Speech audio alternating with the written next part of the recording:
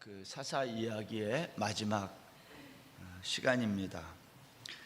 사사기 12장에는 세 개의 이야기가 기록되어 있습니다. 첫 번째는 1절부터 6절까지 말씀으로 입다가 암몬과의 전쟁에서 이기자, 이 승리의 전쟁에 왜 우리를 부르지 않았느냐고 억지 부르며 항의하는 에브라임 사람 42,000명을 입다가 요단 나루턱에서 다 죽이는 이야기. 두 번째는 7절에 보면 입다의 죽음 이야기. 그리고 세 번째는 우리가 이미 다 살펴본 건데 그 다음에 나오는 8절부터 나오는 소사사, 입산, 엘론, 압돈의 죽음 이야기. 이게 이제 12장의 내용들입니다. 사사기 10장에서 우리가 시작한 사사 입다의 이야기에는요, 이렇게 보면 암몬 사람들이 죽고 에브라임 사람들이 죽고 또 입다의 딸이 죽고 입다가 죽고 그리고 소사사들의 죽는 이야기, 전부 죽는 이야기로 기록됐어요. 그리고 이제 우리가 다음 시간부터 살펴볼 사사기 13장에 가면 삼손 이야기가 나오는데, 삼손 이야기 역시 삼손이 블레셋 사람들을 죽인 이야기, 그리고 마지막에는 블레셋의 신 다곤 신전에서 삼손이 지난 20년 동안 사사로 살면서 죽인 자보다 더 많은 사람의 블레셋 사람을 죽이는 이야기, 그리고 자기도 거기서 같이 죽는 이야기. 전부 무슨 얘기입니까? 다 죽음 이야기예요. 하나님이 세워서 이스라엘을 구원한 사사들의 이야기는 이처럼 다 죽음의 이야기라는 것입니다. 그 이유가 뭘까요? 왜 사사기는 이 죽는 이야기로 다 가득 채워져 있을까요? 그것은 우리 모두가 아담의 후손들로 이 역사 속에서 사는데 때로는 외롭게, 때로는 초라하게, 때로는 비참하게 이 생을 마감한다는 뜻이에요. 그러나 전부 죽는 이 이야기 속에서 이 죽음의 행진을 거부한 이야기가 있습니다. 마치 에녹 이야기랑 비슷한 거죠. 다 죽는데 에녹만 하늘로 승천했다, 그 얘기처럼 다 죽는데 이 죽음의 행진을 거부한 이야기가 하나 있어요. 그게 뭐였지요? 입다가 서원해가지고 번제로 드려진 입다의 딸, 그 이야기. 입다의 딸은 번제로 드려져서 죽은 것 같지만 사실은 이스라엘 사람들이 매년 나흘씩 입다의 딸의 죽음을 기억했어요. 이 말은 죽지 않았다는 뜻이에요. 죽었지만 사람들의 기억 속에서 여전히 살아있는 이야기, 그게 입다의 딸 이야기. 우리는 그래서 지난 시간에 번제물로 드려진 입다의 딸이 사사 입다 이야기의 주인공이라고 말씀을 드렸어요. 왜냐?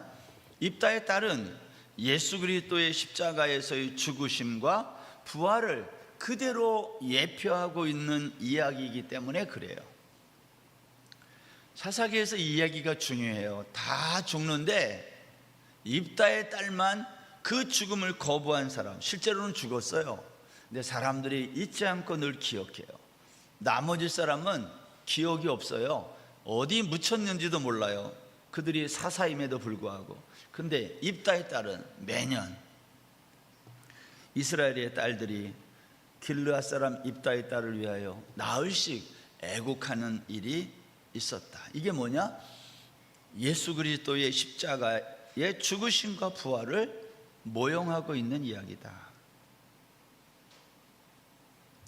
오늘 본문은요, 입다가 암몬 사람들과의 전쟁에서 이겼어요. 그리고 일어난 한 가지 에피소드를 기록하고 있습니다. 그게 뭐냐? 암몬과의 전쟁이 마친 다음에 에브라임 사람들이 입다에게 몰려와서 말을 했어요. 너 암몬과 싸울 때 왜 우리들을 부르지 않았어? 이거 어디서 많이 듣던 얘기예요. 사사기 8장에서 기드온에게 에브라임 사람들이 왜 우리 싸울 때 안 불렀어? 그 얘기랑 똑같은 얘기가 지금 반복하고 있어요. 다 메시지가 있는 거예요. 왜 그랬을까요? 여러분 오늘 본문 1절 보세요. 에브라임 사람들이 모여 북쪽으로 가서 입다에게 이르되 내가 암몬 자손과 싸우러 건너갈 때에 어찌하여 우리를 불러 너와 함께 가게 하지 아니하였느냐? 왜 우리 안 불렀어?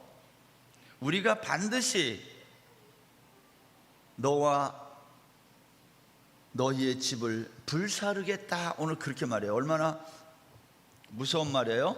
너와 너의 집을 불사르겠다. 자기들 전쟁할 때에 부르지 않았다고 이게 불살라 죽일 일입니까? 근데 에브라임 지파가 사람들이 그렇게 말했다는 거예요. 여러분 이와 똑같은 얘기가 사사기 8장에서 우리가 슬쩍 지나왔어요. 보긴 봤는데 자세히 설명을 안 드렸어요. 기드온이 미디안과 싸울 때 에브라임 사람들이 왜 우리 부르지 않았느냐? 라고 기드온과 다투었던 이야기. 그때는 기드온이 이 문제를 어떻게 해결했어요? 사사기 8장 1절에 보세요.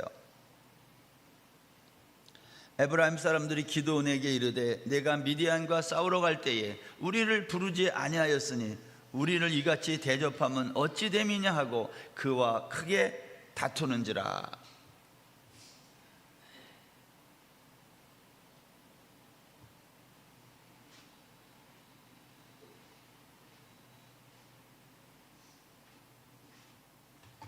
바람 소리가 너무 크게 들려서 누가 이 팬을 아주 맥시멈으로 해놨네요. 그래가지고 잊어버렸잖아요. 어디 했는지. 왜 너희가 미디안이랑 싸우러 갈 때에 우리를 부르지 아니했느냐? 우리를 이같이 대접하면 어찌 되느냐고 다툴 때에 여러분 생각해 보세요. 에브라임 사람들이 기드온에게 이렇게 시비 거는 게 정당한 겁니까? 이거 정당한 시비가 아니에요. 왜냐? 기드온은 에브라임 온 산지로, 물론 처음에는 안 불렀지만 전쟁이 시작되고 중간에 에브라임 온 산지의 사자들을 보내서 도망치는 미디안 사람들을 치라고 명령했어요. 누구에게? 에브라임 사람들에게. 그래서 에브라임 사람들이 벳바라와 요단강에 이르러 수로를 점령하고 미디안의 두 방백, 임금이죠, 오렙과 스웹을 사로잡아 바위와 포도주 틀에 숨어있는 이 두 방백을 죽이고 그 머리를 기드온에게 넘겨요.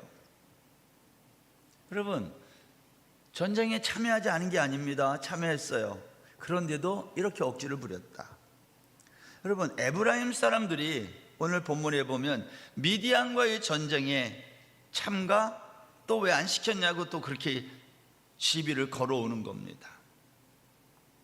근데 실제로 에브라임 사람들이 오늘 본문에서도 미디안과의 전쟁에 참여하지 않은 게 아니고 참여해요. 암몬 사람들과의 전쟁에서. 여러분 왜 에브라임 사람들은 이렇게 자기들을 전쟁에 참여시키지 않았다고 이렇게 시비를 걸어오고 있을까요? 우리가 여기서 뭘 알아야 되냐면 에브라임이 누구인지를 알아야 돼요. 왜 이 사람들이 이렇게 할까? 여러분 에브라임은 요셉이 야곱에게 데리고 가서 축복을 받게 할 때 할아버지에게 축복해달라고 에브라임과 므낫세를 데리고 갔을 때 에브라임이 차자고 므낫세가 장자임에도 불구하고 야곱이 그걸 알고 요셉이 그걸 알고 야곱의 손 오른손에 므낫세가 머리가 닿게 하고 또 왼쪽에는 에브라임이 손이 닿게 이렇게 이제 데리고 갔는데 야곱이 어떻게 그것을 알았는지 그렇게 못하고 오히려 반대로 손을 어긋맞겨 가지고 자기의 오른손으로 찾아 에브라임의 머리에 닿게 하고 왼손으로 므낫세의 머리에 닿도록 이렇게 하고 안수했다고 그랬잖아요. 무슨 말이에요? 실질적인 장자가 에브라임이라는 뜻이에요. 그러니까 에브라임은 무슨 생각을 했을까요? 나는 이 집안의 대표다, 장자다, 이러한 생각을 했던 것입니다. 그러니까 에브라임 사람들은 우리는 대표고 장자인데 너희들 우리를 장자 대접을 해줘야 돼, 늘 이런 생각이 있었다는 거예요. 여러분, 이런 걸 뭐라고 그래요? 이런 걸 교만이라고 그래요.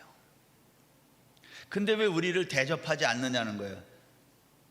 내가 이 교회 초창기부터 나온 사람인데 왜 나를 대접해 주지 않아? 그러한 사람들이 있을 수 있어요.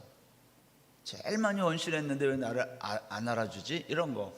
장자가 그런 거예요. 여러분, 그러나 에브라임은 어떻게 해서 장자가 된 거예요? 하나님의 은혜로 장자가 된 거지, 장남이 된 거지. 에브라임이 므낫세보다 뭐 나은 점이 있어서 그러한 축복을 받은 것이 아니라는 거예요. 그런데 에브라임이 이걸 모르고 교만해서 기드온을 대항한 거예요. 기드온은 이런 에브라임의 교만을 어떻게 대항했어요? 그 당시에 사사기 8장에 보면 겸손하게 대응해요. 그래서 그들의 노여움을 풀어줘요.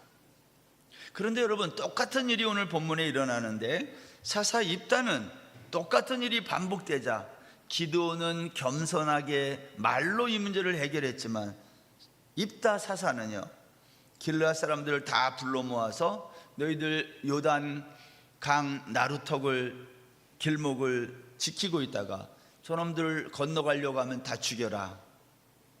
그리고 다 쳐서 무찔러 죽인 거예요. 오늘 보면 4절 보세요. 입다가 길르앗 사람들을 다 모으고 에브라임과 싸웠으며 길르앗 사람들이 에브라임을 쳐서 무찔렀으니 이는 에브라임의 말이 너희 길르앗 사람은 본래 에브라임에서 도망한 자로서 에브라임과 므낫세 중에 있다 하였습니다. 6절 말씀에 보면 에브라임 사람은 42,000명을 죽였다고 그랬어요. 여러분, 에브라임 지파가 민수기 26장에 가면 광야 생활할 때 인구조사를 하는데요, 그때 인구조사 처음에 할 때 이 에브라임 지파가 몇 명이냐면 45,000명이에요. 근데 광야 생활이 끝날 때쯤 조사해 보니까 줄었어요. 32,500명. 이게 당연한 거거든요. 광야에서는 인구가 늘어나기가 어렵거든요. 근데 사사시대에 들어온 거예요. 32,500명이 광야 생활 끝에 인구였어요. 그러면 가나안 땅에 정착해가지고 사사시대가 지금 300년 정도 진행되는데 한 중간쯤 왔다고 쳐도 42,000명이 죽었다는 말은 대부분이 죽었다 그 뜻이에요. 누가? 에브라임 사람들이 다 죽은 거예요. 여러분, 사사기에 등장해서 사사들과 기드온과도 그랬고 오늘 입다와도 그렇고 이렇게 갈등 관계에 놓인 이 에브라임, 이 사람들의 정체가 뭐냐는 거예요. 이 사람들은 북이스라엘의 대표고 요셉의 실질적인 장자이며 후손들이에요. 이들은 사사시대 내내 자기들을 장자로 대접해달라는 거예요. 4절 좀 아까 읽은 거 다시 보세요. 거기 보면 에브라임 사람들이 기분 상한 이유가 뭐예요? 왜 기분이 상했어요? 에브라임 사람들이 너희 길르앗 사람은 본래 에브라임에서 도망한 자라는 거예요. 원래 우리에게서 나간 너희들이 감히 우리를 이렇게 무시해? 그런 말이에요. 우리랑 같이 있다가 우리로부터 나간 너희가 우리를 무시하면 되냐는 거예요. 우리가 본가고 너희는 두 번째 집인데 뭐 이런 말이에요. 여러분, 에브라임의 이러한 모습, 기분이 상한 이유가 뭘까요? 자기가 누구인지를 잘 모르는 거예요. 은혜로 장자가 됐는데 그걸 모르고 자기가 진짜 장자인 줄로 착각한 사람, 은혜로 이렇게 됐는데 자기의 어떠한 수고와 노력 때문에 이렇게 된 것처럼 생각하는 거예요. 그래서 42,000명이 죽어요. 입다의 승리를 시기했어요. 결국 입다에 의해 거의 전멸한 에브라임 사람들의 죽음은요, 그러한 점에서 이 땅에서 자신을 쓸모있고 가치있고 괜찮다고 믿는 모든 이 땅의 아담 군상들의 모습이에요. 우리들의 모습이에요. 우리들이 다 이래요. 은혜로 내가 장자가 되고 은혜로 이렇게 사는데 내가 굉장히 가치 있다고 생각하는 거예요. 에브라임 지파에 반복해서 등장하는 이유는 너희들이 에브라임이다 그런 뜻이에요. 교만하다 이 말이에요.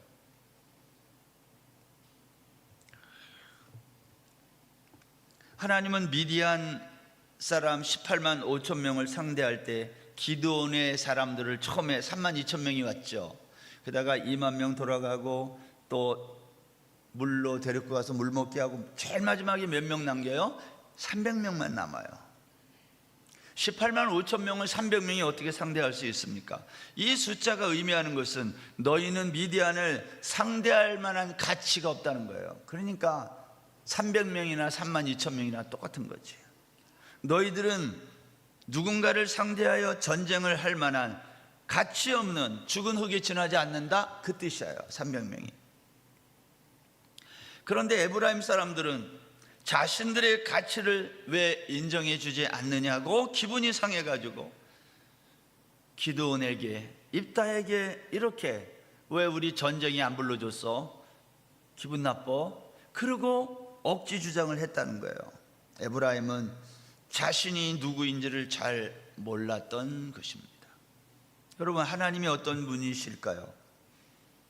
에브라임이 우리라면 하나님은 어떤 분이실까요? 성경 한 군데 보겠습니다. 이사야 48장 11절.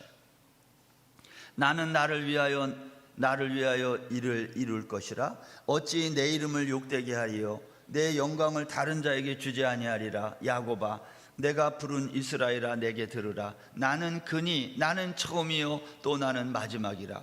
과연 내 손이 땅에 기초를 정하였고 내 오른손이 하늘을 폈나니 내가 그들을 부르면 그것들이 일제히 서느니라. 너희는 다 모여 들으라. 나 여호와가 사랑하는 자는 나의 기뻐하는 뜻을 바벨론에 행하리니 그의 팔이 갈대아인에게 임할 것이라. 그들 중에 누가 이 일들을 알게 하였느냐? 나 곧 내가 말하였고 또 내가 그를 부르며 그를 인도하였나니 그 길이 형통하리라. 여기 보면 하나님은 자기를 위하며 자기 이름, 자기 영광을 다른 자에게 주지 않는다고 했어요. 여러분, 하나님은 창조주이십니다. 자신의 기뻐하는 뜻을 행하시는 분이시라는 거예요.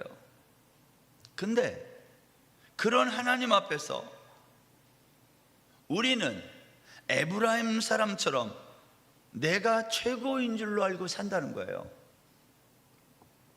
그래서 우리 아담은요, 창세기에도 나오는 이야기, 하나님이 따먹지 말라고 한 선악과를 따먹은 거예요. 그게 우리의 모습이 다 그런 뜻입니다. 내가 아무것도 아니고 죽은 흙에 지나지 않고 무가치한데, 우리는 그냥 해별인데, 헛된 존재인데 우리는 그렇게 생각하지 않아요. 여러분도 그렇죠? 제가 이 이야기를 자주 얘기해도 그래도 나 괜찮은 사람입니다. 늘 우리 안에 이게 남아있어요. 하나님은 오늘 그러한 아담의 모습을 하나님은 차근차근 밟아 죽이는 거예요. 지금 그게 살아있는 한 하나님의 자녀가 될 수 없어요. 그래서 아담은 하나님이 금지한 선악과를 왜 따먹은 거예요? 나도 당신이랑 똑같이 할 수 있다는 거예요. 그걸 따먹어서. 그게 맛있어서 따먹은 게 아니잖아요. 탐스러워서 따먹은 게 아니잖아요. 나도 당신처럼 창조주, 나도 당신처럼 왕이 될 수 있다, 그렇게 되고 싶다, 그거예요. 선악과를 따먹은 게. 하나님은 그런 아담의 군상들, 우리를 이 역사 속에 보내서 지금 뭐 하는 거죠? 날마다 우리를, 아담이 죽어가듯 우리를 죽여가는 거예요. 그러니까 예수를 믿으면 믿을수록 어떻게 돼요? 점점 죽어가야 맞아요. 기가 죽어야 된다 이 말이에요.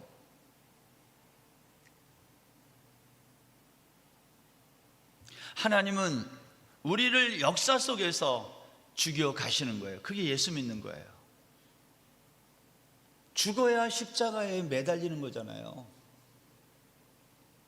거기에 달리지 않겠다고 발버둥 치면 어떻게 하는 거예요? 어떻게 하겠다는 거예요? 큰일 나요.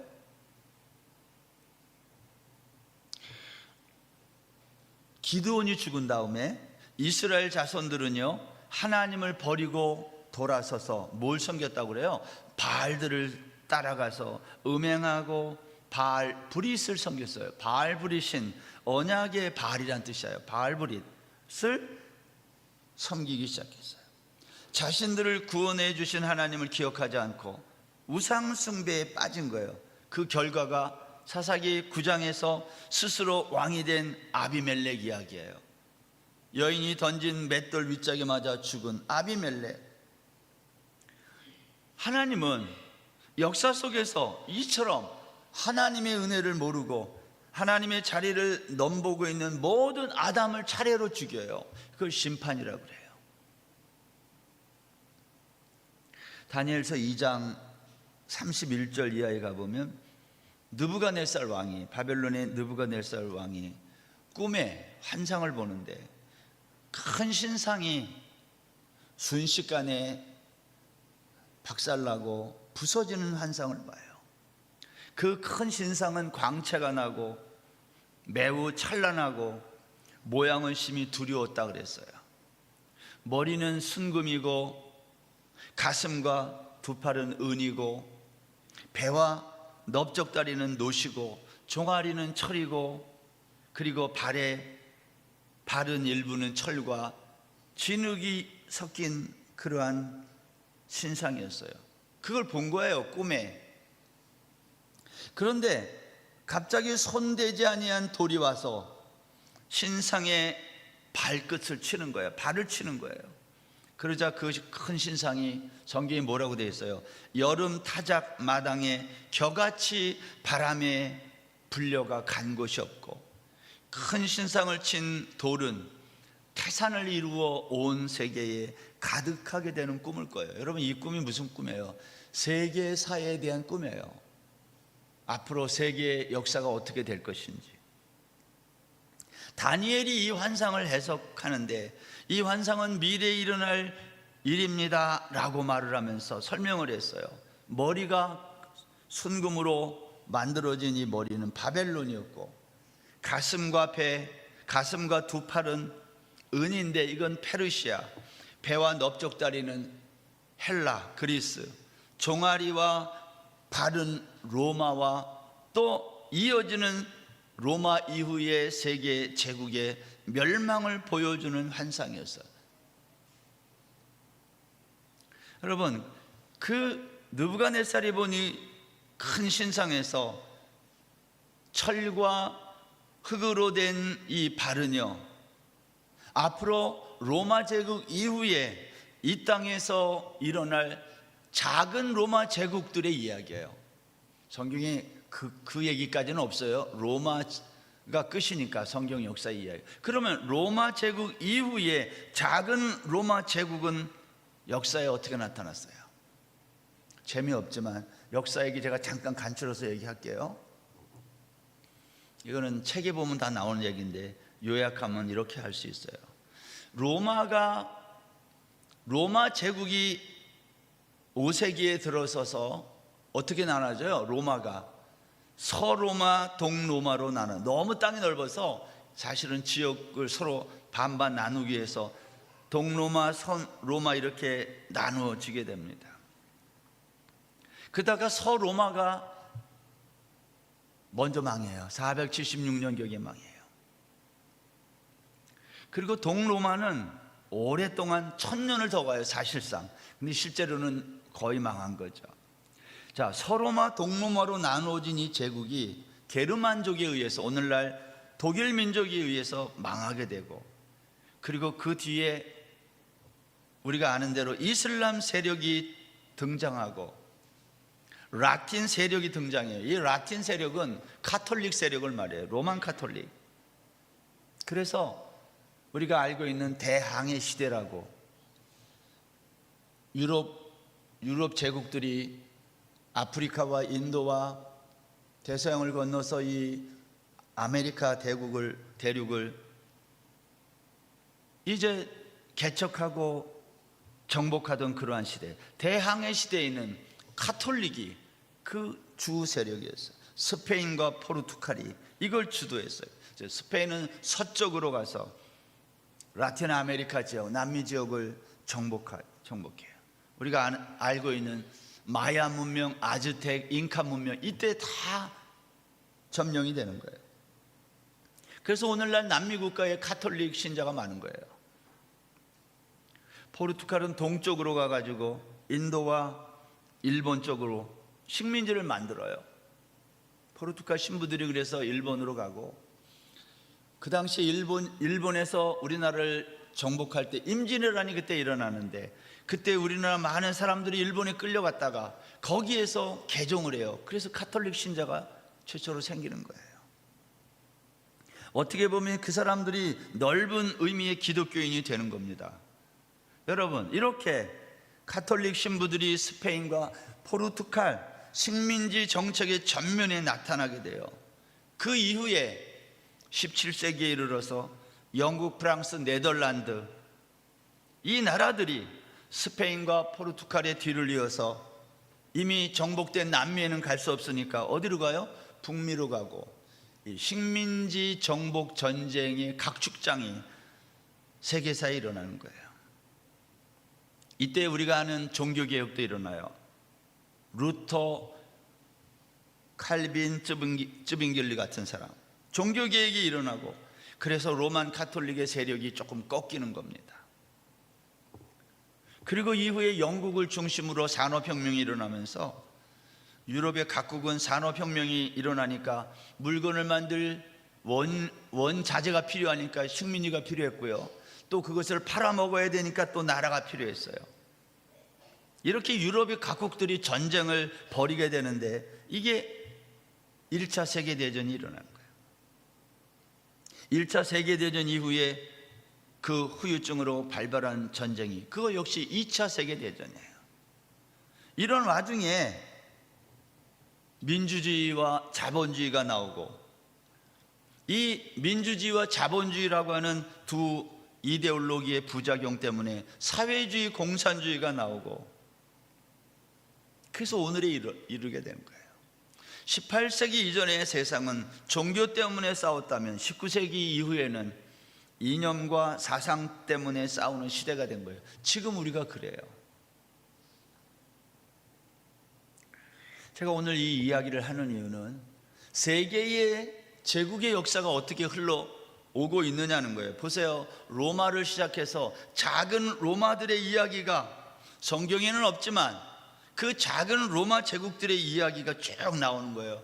로마 다음에 작은 로마들, 그 중에 비잔틴, 이거 이슬람의 비잔틴은 비잔틴, 오스만, 그 다음에 스페인, 영국, 그리고 청교도들이 건너가서 일으킨 미국, 그래서 생겨난 민주주의와 자본주의, 거기에 대항하는 사회주의와 공산주의, 그리고 21세기, 우리가 지금 살고 있는 이 21세기는요 그러한 세계 제국의 역사의 흐름 속에 있는 거예요. 이걸 알고 있어야 그리스도인이 어떻게 살아야 되는지가 여기 나오는 거예요.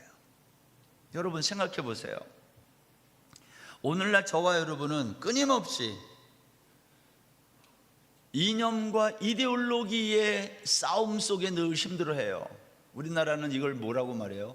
진보와 보수로 나눠져 있고, 오늘 투표하는 날이잖아요.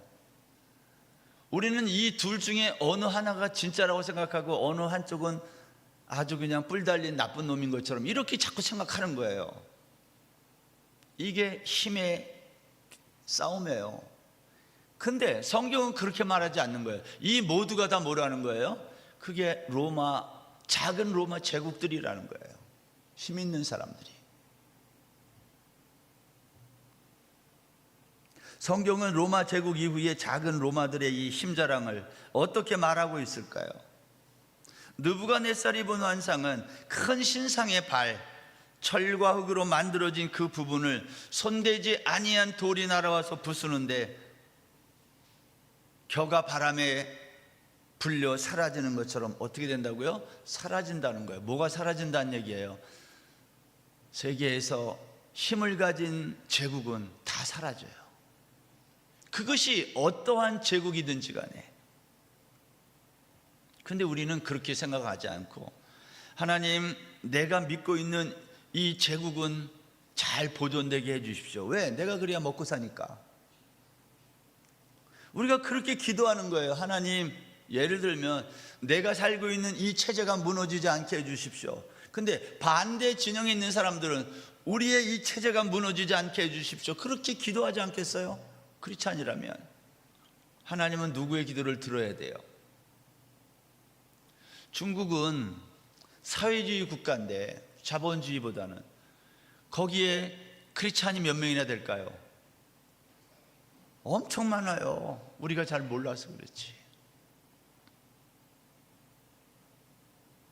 1억이 넘을 겁니다.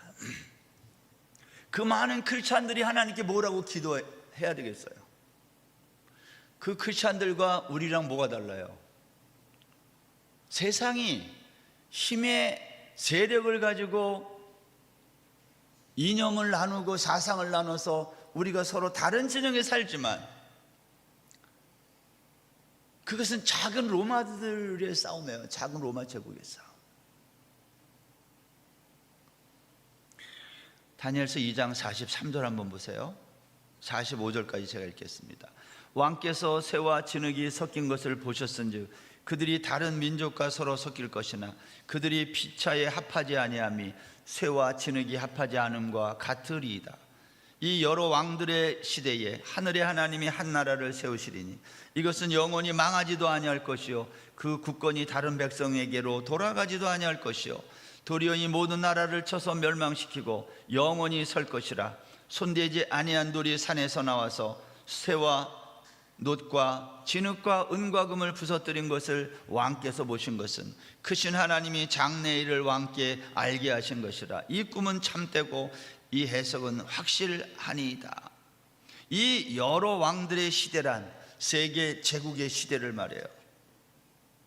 이 세상은 힘을 가진 나라들의 각축장이 될 것이지만, 오늘 다니엘이 하고 있는 말이 뭐냐면, 하나님은 그 힘을 가진 이 세계의 작은 로마 제국들의 각축장을 다 겨가 바람에 불려가듯 사라지게 하고 그 위에 한 나라, 영원한 나라를 세우신다는 거예요.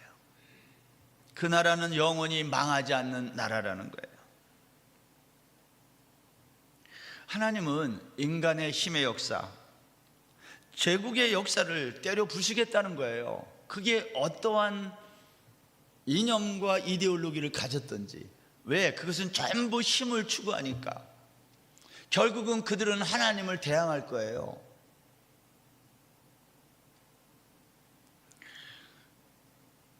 우리가 하나님 앞에 기도할 때 뭐라고 기도해야 제대로 기도하는 거예요? 우리나라만 잘 살면 되는 거예요? 아닌 거예요. 이게 하나님의 나라를 생각하고 기도해야지. 여러분, 오늘 본문 보세요. 에브라임 사람들이 입다에게 억지를 부리다가 입다에 의해 다 죽었어요. 그리고 이어서 입다도 죽어요. 여러분, 에브라임 사람들의 이 억지 주장은 여기에 굳이 1절부터 6절은 기록하지 않아도 될 것 같아요. 그냥 입다의 죽음만 있어도 아무 문제가 없어요. 근데 에브라임 사람들의 왜 우리를 싸움에 초청하지 않았냐는 이러한 억지 주장을, 그리고 그것 때문에 다 죽는 이 이야기를 왜 성경이 기록했느냐는 거예요. 그리고 곧장 이어서 입다의 죽음 이야기를 기록하고 있어요. 이유가 뭘까요? 성경은 오늘 우리에게, 사사기는 자신의 무가치함을 피하고 자신의 가치와 존재감을 주장하려는 아담의 이 군상들의 모습을 고발하는 거예요. 너희들이 바로 이 사람들이라는 거예요. 정말 어떻게 보면 개죽음이에요. 에브라임 사람은 42,000명이 요단 나루턱에서 죽었어요. 얼마나 허무한 죽음이에요. 왜 죽었죠? 어떻게 죽었어요? 여기 5절에 보면 길르앗 사람들이 요단 나루토의 길목에서 에브라임 사람들이 요단 나루토를 건너가려고 하면 거기를 장악하고 있다가 저 사람이 에브라임 사람인지 아닌지를 어떻게 알았다고요? 너 한번 쉿볼렛 한번 발음해봐, 이렇게 했다는 거야. 쉿볼렛. 근데 쉿볼렛을 잘못하고 쉿볼렛 이렇게 했다는 거예요. 히브리 발음이 달라요. 쉿, 이게 발음이 안 좋네. 근데 말을 했는데 그 발음을 정확하게 못했다고 죽임을 당했다. 이게 얼마나 어처구니 없는 죽음이에요. 경상도 사람들은 쌀을 못해서 살살 그런다는데 난 도대체 왜 그 발음을 못하지? 쌀 그래봐, 살 그런다면요, 왜 그렇게 해야 돼요? 발음 때문에 사람의 생명이 왔다 갔다 했다는 거예요. 이 어처구니 없는 죽음이 어디 있어요? 에브라임 사람들의 이와 같은 죽음은 우리 인생이 얼마나 무가치한 존재인 줄을 보여주는 거예요. 발음을 잘못했다고 죽임을 당하는. 그런데 그러한 사람을 죽였던 입다도 죽는다는 거예요. 그 얘기가 곧장 나와요. 7절에서. 그러면 여러분, 이렇게 어처구니 없는 죽임을 당한 에브라임을 하나님은 어떻게 생각하셨을까요? 발음을 잘못해서 4만 2천 명이 죽었는데 그 에브라임에 대한 하나님의 마음은 어떤 줄 아세요? 호세아 11장 1절에 보세요. 이스라엘이 어렸을 때에 내가 사랑하여 내 아들을 애굽에서 불러냈거늘 선지자들이 그들을 부를수록 그들은 점점 멀리하고 바알들에게 제사하며 아로새긴 우상 앞에서 분향하였느니라. 그러나 내가 에브라임에게 걸음을 가르치고 내 팔로 안았음에도 내가 그들을 고치는 줄을 그들은 알지 못하였도다. 내가 사람의 줄 곧 사랑의 줄로 그들을 이끌었고 그들에게 대하여 그 목에서 멍에를 벗기는 자같이 되었으며 그들 앞에 먹을 것을 두었노라. 에브라임이여, 내가 어찌 너를 놓겠느냐? 이스라엘이여, 내가 어찌 너를 버리겠느냐? 내가 어찌 너를 아두마같이 놓겠느냐? 어찌 너를 수보임같이 두겠느냐? 내 마음이 내 속에서 돌이키어 나의 긍휼이 온전히 불붙듯 하도다. 무슨 말이에요? 하나님의 에브라임에 대한 사랑은 불붙는다는 거예요. 너희들이 나를 떠나고 우상 숭배하고 내가 너희들을 사랑의 줄로 이끌고 내가 너희들을 그렇게 했지만 너희들은 끝까지 나를 버리고 멀리 갔다는 거예요. 그러나 내 마음은 불붙는 듯 내가 너희들을 그렇게 사랑했다는 거예요. 하나님은 오늘도 우리를 이렇게 사랑하는데 오늘 에브라임 사람들은 어떻게 했어요? 하나님을 떠나서 이렇게 다 죽어가고 있는 거예요. 역사 속에서 죽어가고 있는 인생들, 하나님은 그런 우리를 사랑하셔서 버릴 수 없는 사랑으로 불탄다는 거예요. 여러분, 저와 여러분은 에브라임 사람들처럼 아니면 입다처럼 죽음을 당할 것입니다. 그러나 그런 죽음 때문에 절망하지 말고 슬퍼하지 말라는 거예요. 왜? 다시 돌아갑니다. 거꾸로. 그것은 입다의 딸 때문에. 입다의 딸은 예수 그리스도의 모형이라고 그랬어요. 우리가 다 무가치한 존재인데도 그걸 모르고 내가 가치 있다고 생각하고 하나님을 떠나고 우상을 숭배하고 그래서 우리가 다 죽어요. 그걸로 끝입니까? 그렇지 않다는 거예요. 다 죽는 그 죽음의 행렬 속에서 내가 그 죽음의 행렬을 멈추게 하고 내가 너희들을 다시 다 살려내겠다는 거예요. 그게 입다 딸의 번제 제사예요. 그것이 예수님의 십자가의 희생 사건이에요. 그래서 우리는 영원히 산다는 거예요. 입다의 딸의 죽음에 이어서 에브라임 자손의 죽음, 그리고 입다의 죽음, 그리고 소사사들의 죽음, 삼손의 죽음으로 이어지는 사사기의 이 이야기 전체는 역사 속에서 죽어가는 아담들, 우리들의 모습이라는 거예요. 그러나 하나님은 그런 이 땅의 모든 아담들, 죽음의 행렬 속에 있는 우리를 십자가를 통해 구원하시고 내가 너희들을 영원히 살리겠다는 거예요. 여러분, 세상에 힘 있는 제국이 우리를 살리는 게 아니에요. 그러니까 이 세상에서 힘을 가진 나라들이 우리를 지켜줄 것 같지만 세상 나라는 어떻게 된다고요? 겨처럼 바람에 불려 날아가는 겨처럼 사라지고 없어질 거예요. 그게 느부갓네살의 환상이에요. 하나님은 역사 속에서 힘 있는 제국을 온데간데 없이 사라지게 하시고 그 모든 것 위에 하나님의 나라를 세우시는 거예요. 그 나라는 힘으로 통치하는 나라가 아니라 뭘로 통치해요? 십자가의 사랑으로 통치하는 나라. 너희들은 나의 그런 불붙는 십자가의 사랑을 알고 있니? 그걸 믿고 있니? 오늘 사사기 12장은 우리에게 그것을 물어보고 있는 거예요. 사랑하는 여러분, 우리는 이 세상을 살면서 우리가 이 세상에 있는 어떠한 제도나 어떠한 이데올로기에 속해 살 수밖에 없어요. 그러나 기억하십시오. 그것은 다 사라질 것들이에요. 그래서 우리의 마음속에 늘 뭘 붙들어야 돼요? 힘으로 통치하는 나라가 아닌 하나님의 불붙는 사랑이 통치하는 그 나라, 영원한 나라, 그 하나님의 나라를 늘 바라보고 소망해야 된다는 거예요. 그러니까 이 세상에서 어떻게 보면 어처구니 없는 죽음을 당했던 에브라임 사람들처럼 그러한 삶을 살지 말고 주님의 십자가의 사랑을 붙드는 저와 여러분들 다 되시기를 주의 이름으로 축원합니다.